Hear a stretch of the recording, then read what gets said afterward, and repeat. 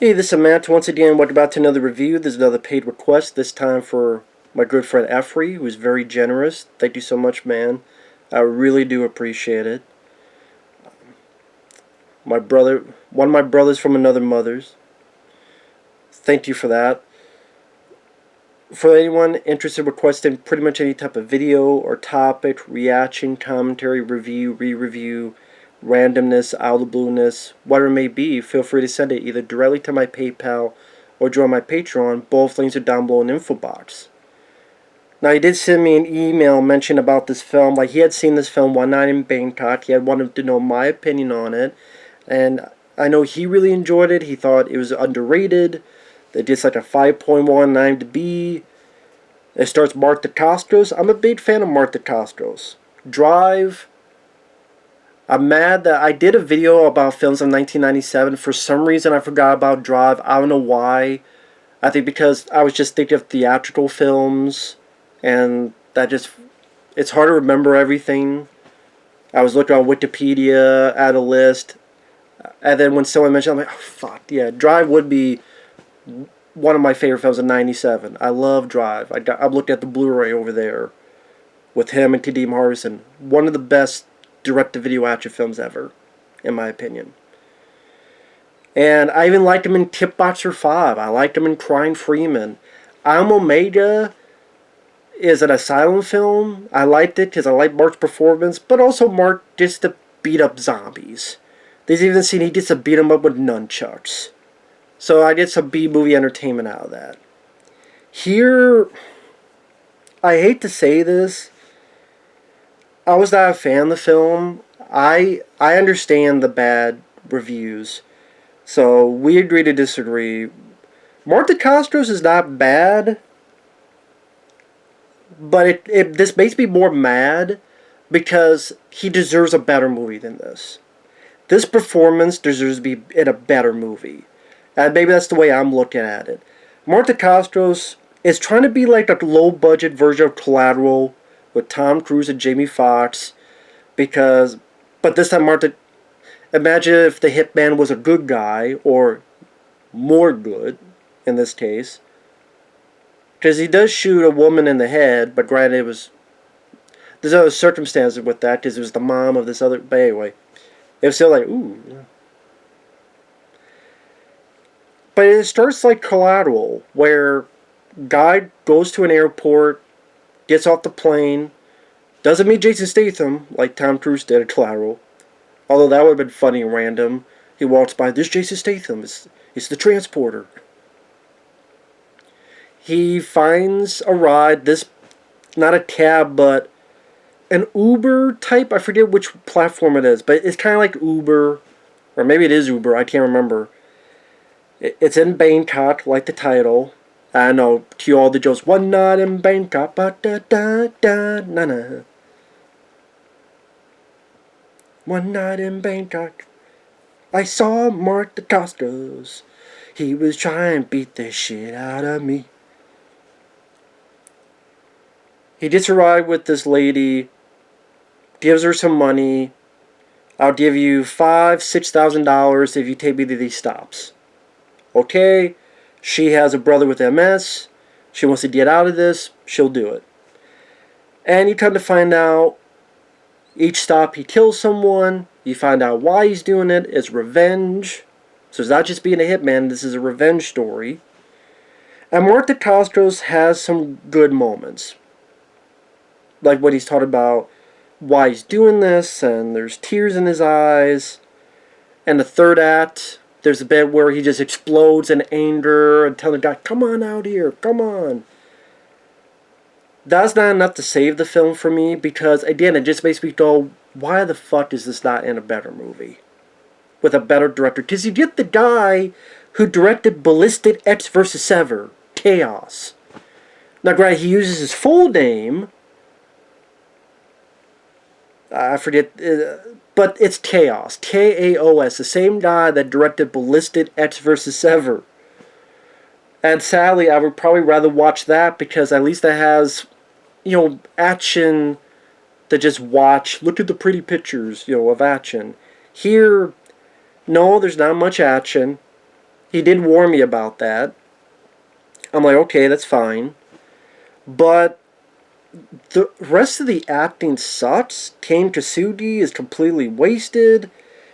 The way Bangkok looks, when they're in the car, it looks like outside it's just fakery where it's like green screen. Not the worst green screen I've seen, but a lot of it's just these two people sitting in a car talking. And yes, you are going to compare this to Collateral, because Collateral I saw in the theater. I love that film. It's one of my favorite Michael Mann films.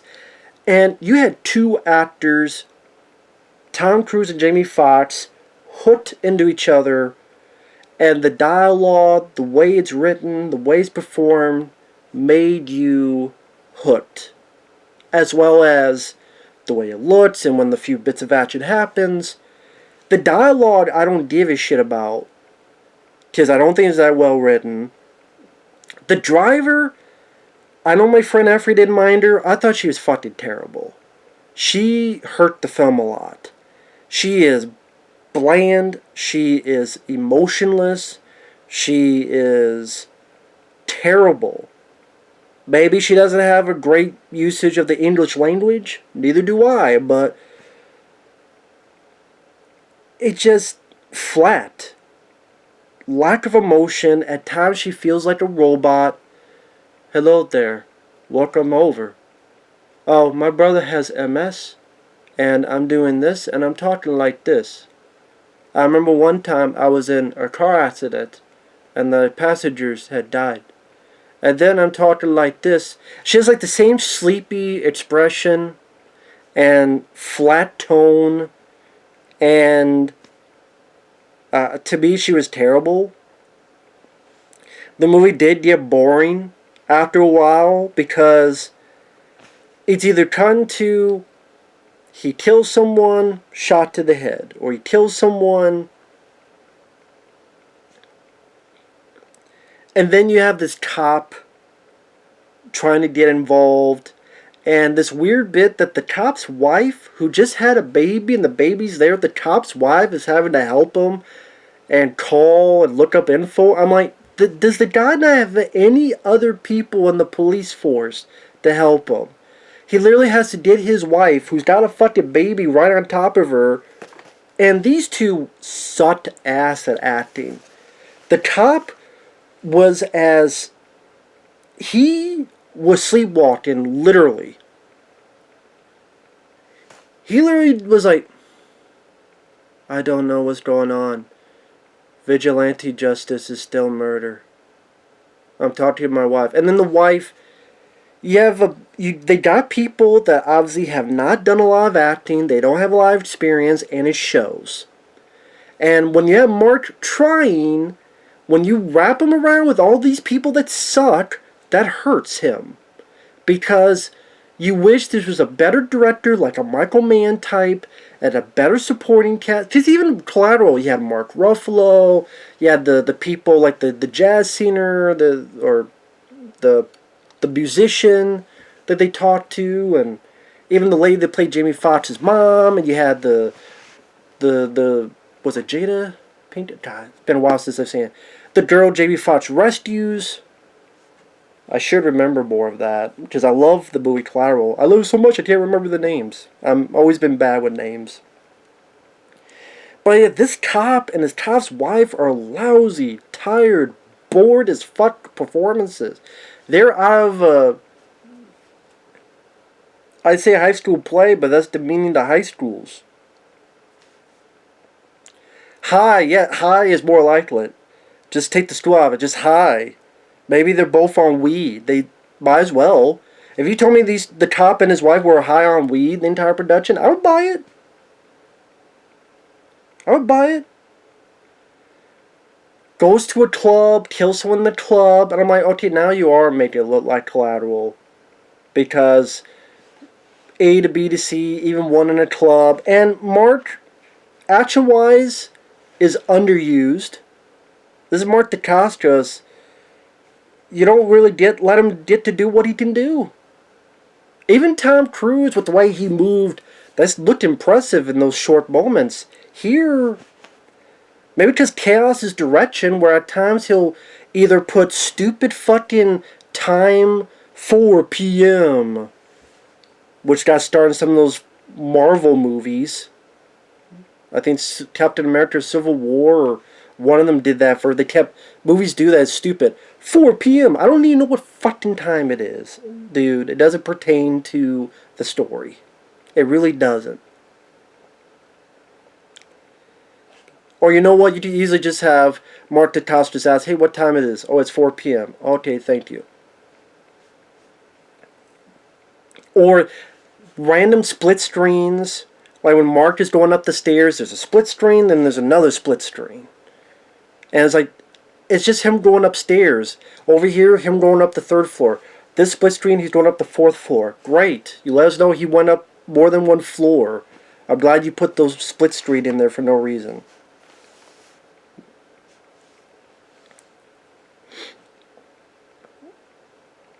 And getting the more spoilers, starting now, Mark Dacascos is trying.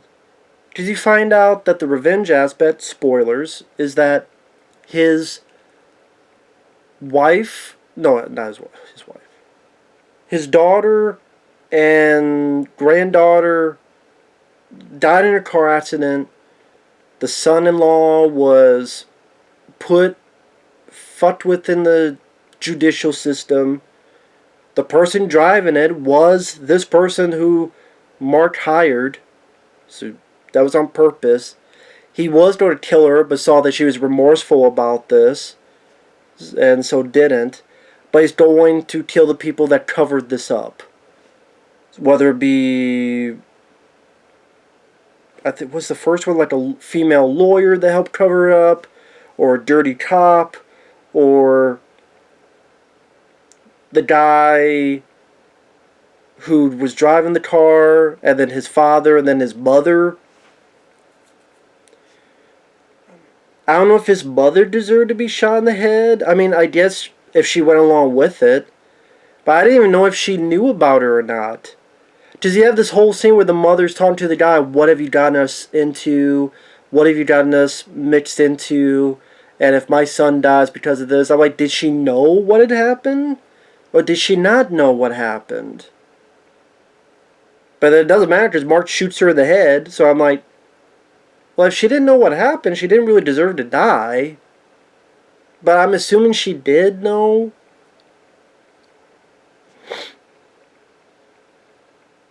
Whatever. Like I said, I keep harping on Mark is trying. He has one line, you're old enough to kill, or you're old enough to die. I didn't mind that line. Like I said, but God, he deserves such a better fucking movie, man, than this. It's just, it's boring, it's sluggish. Well, I just saw another movie called Walking the Edge, which was about Nancy Kwan getting into Robert Forster's taxi cab, and they go, unbeknownst to Robert Forster, he's taking her to places that she wants to kill the people that killed her family. But that one, even though that had some sluggish pacing in the middle, Robert Forster is really good, but I felt more of a propulsion of him in the end when he's snapping necks and putting knives up people's asses, and there's that sleazy underbelly. The pacing is helped a bit because it's like 15-20 minutes shorter compared to this. And also the supporting actors, like Nancy Kwan was fine. Joe Spinell was good. Other people, including like this foul-mouthed hooker attitude, worthy of needed adjustment, but she was kind of funny as well, and she actually kind of liked Robert Forster's characters. That's why she warned him. Like, there's stuff to talk about and enjoy on other levels. Here, other than a few moments of Mark Dacascos, and I say a few because, a lot of time he's kind of, staring out the window, or after he shoots someone, he's playing a mobile game to make it seem like more time has happened. They just didn't just go in and out. It'd be like, oh, that's weird. Always kind of in the backseat of a car, talking, whispering. And like, oh, let's talk about religion or faith or whatever. But you needed a better writer. You needed a different director, not to direct. Even Ballistic, Ecks versus Sever had more action, whether you think it's stupid or not. So you're not going to get satisfaction in this as an action movie. As a drama or a thriller, it's really not that thrilling. The ending was, after a certain point, I'm like, I know where this is going. And I was right. Because it's like trying to take the two from Man on Fire, which is a better movie. Like, Man on Fire, when it got to the end, did this better with Denzel Washington. Where it's a guy that has killed and wants to do one more thing, and also his fate, give or take.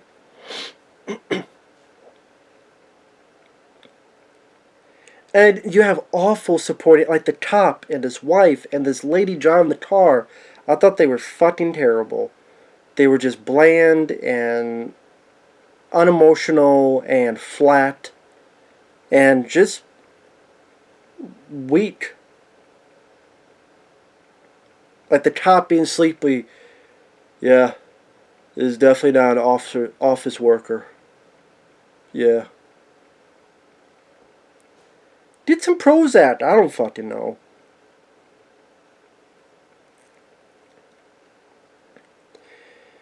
So, super spoilers, the finale, after he kills a couple people, like he kills the lawyer, female lawyer, he kills a dirty cop. I think he was a dirty cop. It was just... Anyway, he kills one guy. He tries to kill his son. The guy who did the accident, who was driving the car in the first place, tries to kill him. He survived. So went to the hospital.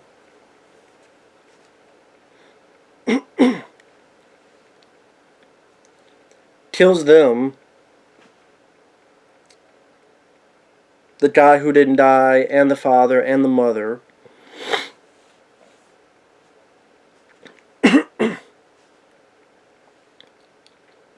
He accidentally gets this nurse killed because this other cop was being an idiot and shot the nurse while Mark had her in front of him.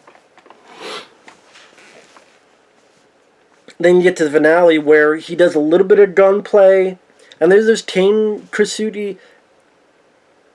That's how I pronounce it because it's easier for me. Maybe if that's not the correct pronunciation of his name, oh well. That's just easier for me and my verbiage. The son of Sho Krasuti. Kane Krasuti. That's just better for me to pronounce without stuttering. They did a brief fight where Mark loses. Like, it's a really lame fight.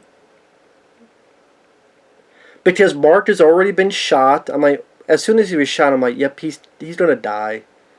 I already know this terrorist is going to die. One way or another, he's going to be dead. So then he gets shot again. He loses the fight. The cop shoots Kane Krasuti. Oh, wow, the terror I didn't give a shit about shoots, like, Kane Krasuti, who just arrived in the film for, like, 5 minutes. He's the last guy Mark gets to. It's not like we've seen Kane Krasuti throughout the film. It's not like there's been a build-up of this villainous character. It's just, nope, there he is. A shitty fight, and then boop, he's dead. And not even from Mark. The cop lets him go. The girl drives him to a pier. Mark dies in peace, and the movie's over. And I went, fuck this movie. In fact, I would give it lower than 5.1. I would give it like a 4 point something. I Am Omega, at least, if I would watch, I'll take I Am Omega instead. Because that has Mark Dacascos' great performance, but at least he doesn't die at the end. At least there's other stuff to enjoy, like Mark fighting zombies, shooting zombies, and using nunchucks on zombies. You did none of that fun bit in here.